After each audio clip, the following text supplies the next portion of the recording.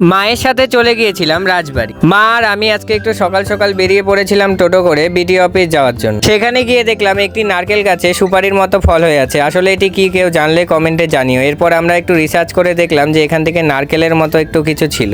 এরপর মা আর আমি বিডিও অফিসের কাজ শেষ হয়ে গেলে সেখান থেকে বেরিয়ে একটু জলপাইগুড়ি রাজবাড়িতে ঘুরতে চলে গিয়েছিলাম। আর ওই দেখো আমাদের জলপাইগুড়ির বৈকুণ্ঠপুর রাজবাড়ি, আর এখানটাতে দুর্গাপূজা হয়। আর ওইদিকে দেখো ছোট ছোট রাজহাঁসগুলো কি সুন্দর বসে রয়েছে। এরপর মা আর আমি এখানে কালী মন্দির দর্শন করে মা কালীকে প্রণাম করে এখান থেকে আমরা ধীরে ধীরে বেরিয়ে পড়লাম। এরপর আমরা চলে গেলাম জলপাইগুড়ি রাজবাড়ি পার্কের ওখানে। এরপর সবাই যেখানে এই পুকুর পাড়টাতে বসে থাকে সেখানটাতেই আমরা হাঁটতে হাঁটতে গেলাম এবং মহাদেবকে প্রণাম করে এখান থেকে আমরা ঘুরে টুরে বেরিয়ে গেলাম। এরপর আমরা এখান থেকে বেরিয়ে টোটো করে চলে গেলাম দিনবাজারে একটি ওষুধের দোকানে, যেখান থেকে মা ওষুধ নিয়ে নিল। ওষুধ নেওয়া হয়ে গেলে আমাদের খুব খিদে পেয়েছিল, তার জন্য আমরা একটি মিষ্টির দোকানে চলে যাই, যেখানটাতে আমরা দুটো করে পরোটা খেয়ে নিই। এরপর খাওয়া দাওয়া শেষ করেই আমরা চলে এলাম বাড়ি। ওকে, বাই গাইস।